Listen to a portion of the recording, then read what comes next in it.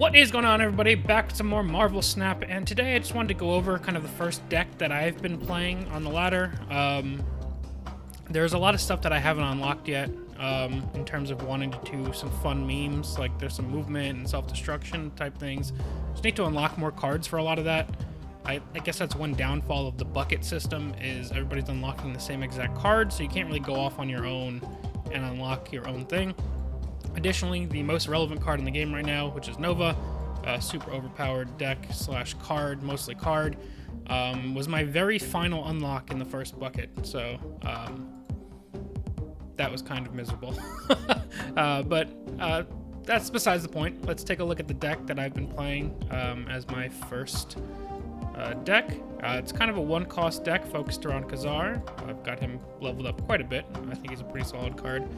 And there's a whole bunch of other cards you can mess around with in this deck as well, especially as you unlock more and more stuff.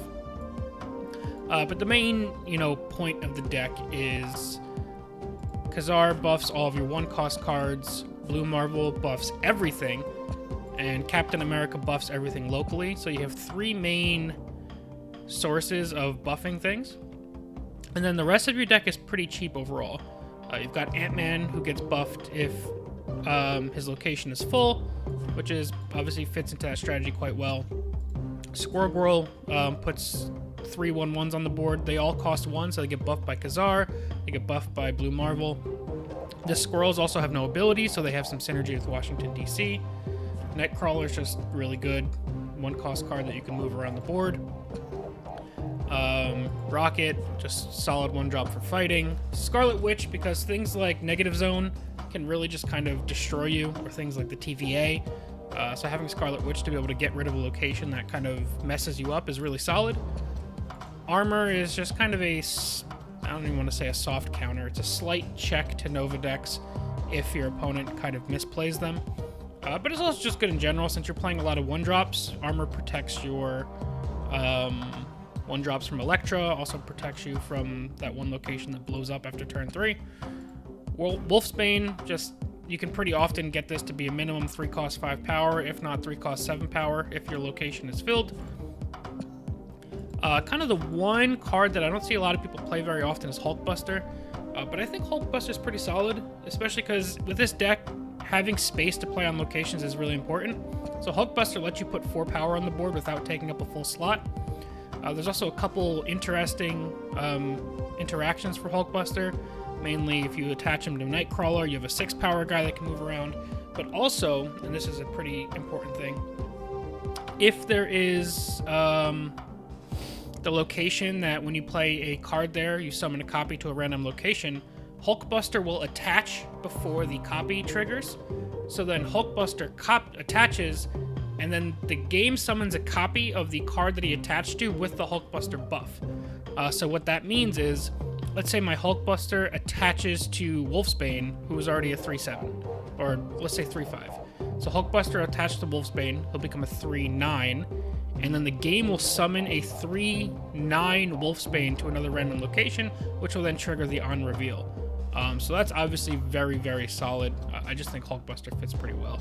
And Enchantress may seem like a really bad card to run in this deck, since the main source of my buffs and effects are ongoing effects, but I just find Enchantress to be really good to counter opposing Iron Mans, opposing Ant-Mans, and you can usually play around them. And there's times where actually the best play is to Enchantress your own Kazar. It's not always, but it's just something you have to keep in mind. I just think Enchantress is a really solid card. So let's go hop on, play a game or two with this deck, kind of try and show it off. I am really trying to get my collection level up so I can unlock some more cards, so we can play some more memes, because you guys know how we do this on this channel. And there we go. Sorry about that. Let me know if you guys think this view works a little bit better. I just think it lets you see some more of the cards, and we still have my hand and the total cube amount on the board as well. So let's go ahead and play Nightcrawler first. Dodging that Mantis is solid, but I mainly want to see what the other locations are before I decide to Scarlet Witch them, just because if one of these is the ongoing, the current featured location is ongoing cards get their effects doubled, the Onslaught Citadel. And my deck has a lot of vibes with that, so I don't want to mess that up if it's something that we can take advantage of. So if this gets revealed next turn and it's not Onslaught Citadel, then we can consider doing something a little different. Baxter Building. It's just kind of solid in general. This is a very bad hand here, though.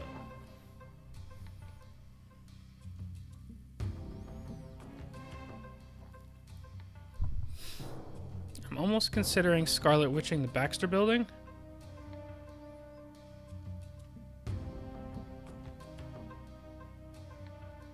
Because the alternative is to Scarlet Witch Strange Academy, just so that my cards don't get forced into other locations. Let's do that.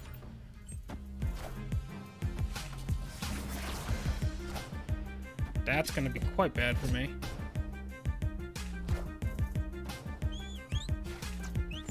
Using Cap is pretty rough there.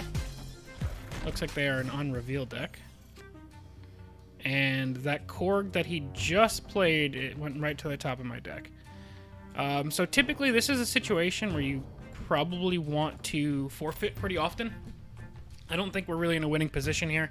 I don't think there's much we can do at all. So normally you'd want to forfeit here, but I'm not going to do that.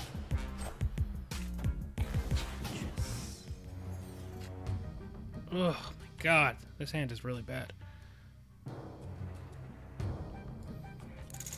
And he's gonna get my blue marble next turn, which is really bad.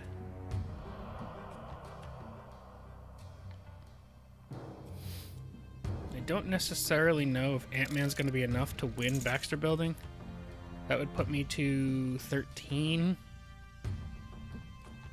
Which looks unlikely, especially with Blue Marvel coming down eventually.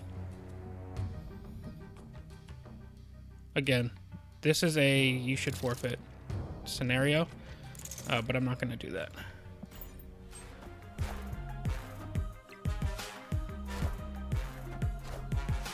Alright, so Baxter Building is definitely going to be locked up for them. Oh, wait. Okay, we stole a Blue Marvel. The only problem being he can play his Blue Marvel on Baxter Building, which is going to win it.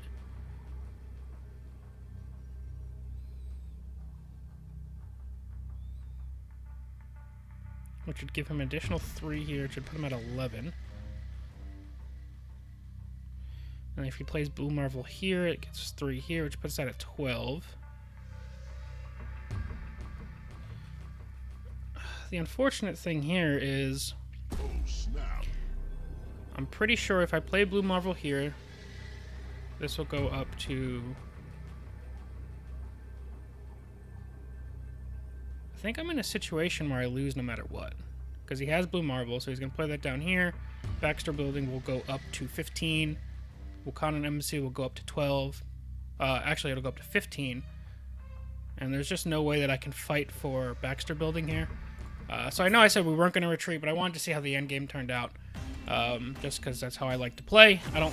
If you're really min-maxing your cubes, you should escape more often. But in that scenario, we saw the end game. We know what he's going to play.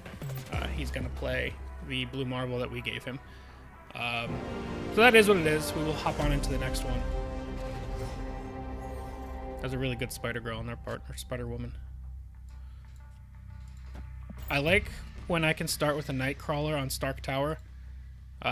Just because it turns him into a 4 power guy that can move around, which is pretty cool. We'll see what Post Catch is playing here. We have Armor, which normally you want to save until you can get a grasp on whether your opponent's playing a Nova deck or not. But even still, with the way Reveal Priority works, even if you know exactly where your opponent is going to play their Nova, if you don't reveal first, you can't stop them. So a lot of the times it's not something you can really try and counteract. I have a hunch. Yeah. I'm feeling he might try and keep fighting. Oh, no, he's not going to fight for Stark Tower. Okay. He does not want Onslaught Citadel.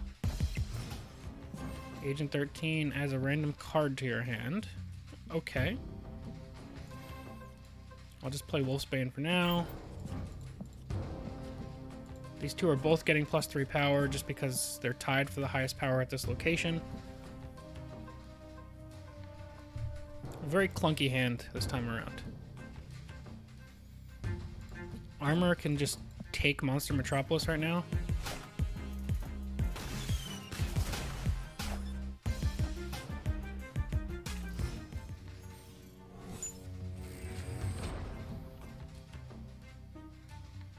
Okay. So this is definitely looking like it's going to be a Nova deck because of that Deathlock reveal. So it's going to be a matter of trying to predict where they're going to want to play their Nova. So for now, let's just play Enchantress on the Monster Metropolis. And we'll see where we want to go next. Playing Warpath. Interesting.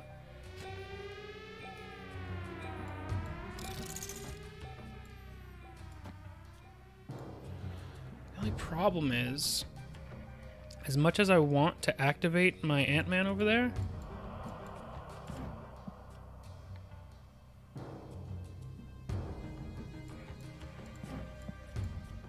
I don't think I can fight for the middle like that. So I might have to go Ant-Man there, Squirrel Girl there.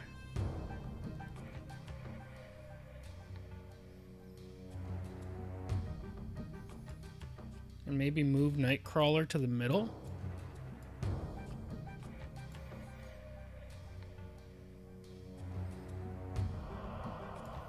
I don't think I have to make that decision yet on Nightcrawler, but I think it's probably where we want him. No, I don't think I'm going to play him yet. Because playing armor on the left side, it definitely looks like they're trying to move Nightcrawler out of this location so I can set up a Nova play here. So we're just going to go with this for now.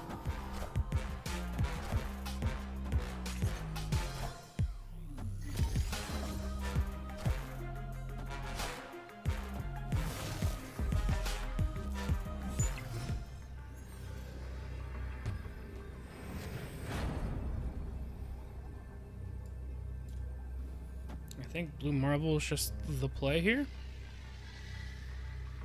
Obviously, it's better than my alternatives. Because now if he wants to Nova, they have to do it in the middle. Although they could just have Devil Dinosaur, in which case we lose. But even if they have Devil Dinosaur, they'll go down to 5. So they'll have a 10-point Devil Dinosaur, at least. We'll see what they got.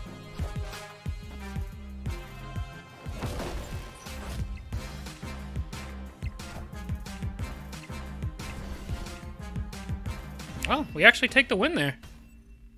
24-point advantage on the left, 17-point disadvantage on the right. So that's how we get the win. We had 22 tied in the middle, so in which case each one of us owns one location. So in a tiebreaker scenario, it comes down to point differential, which our 24-point differential was greater than their 17-point differential. Let's grab those cubes, get some more points for Kazar. Alrighty, guys, let's get one more game in. I'm going to start with Washington, D.C. on the left. Honestly, I think besides the squirrels, we don't have a lot of ways to leverage that, so I'll transform that. Probably should have saved Scarlet Witch, but I also don't want to skip turn 1.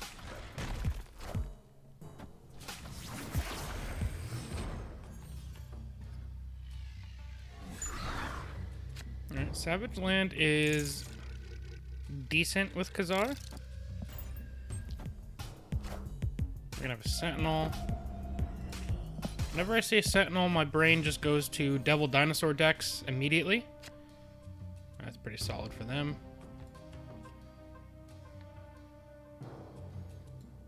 Let's just play out Cap. I'm kind of just playing on curve right now. I don't really have better plays. I'd like to get Nightcrawler out eventually so we can move him into nowhere.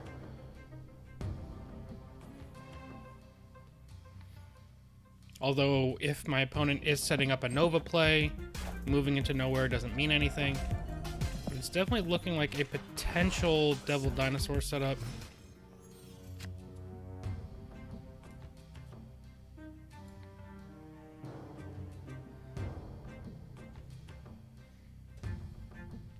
We either go Kazar here or Hulkbuster Nightcrawler.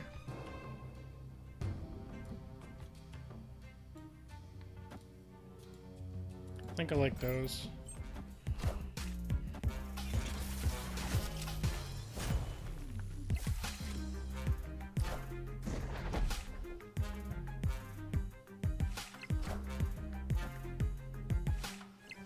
Oh, he snagged my Kazar. I guess either way it was going to be rough.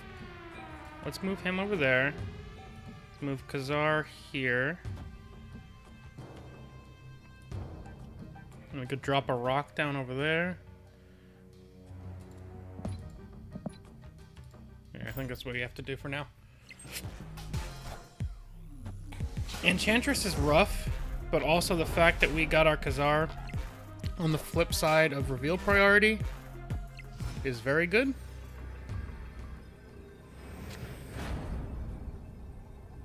I think this is just always Blue Marvel and see what happens. Them getting this Kazar for free is really rough. That's an additional 3 power that they wouldn't have had. Plus, obviously, Kazar just being solid at 5. But we'll see how this ends up. I'm not going to snap or anything. We're not really in like a super strong position. I feel okay about the left. I feel okay about the middle. Do they also have Blue Marvel? No, they have America Chavez. So we actually do wind up taking this, though. Alright. So that's not too bad. It wasn't like a resounding victory, but it was a victory. And sometimes you gotta just snag the little ones. So yeah, that's gonna be it for this deck, guys. I will have another deck out for you guys soon. As always, thank you all very much for watching, and we'll see you guys next time. Peace.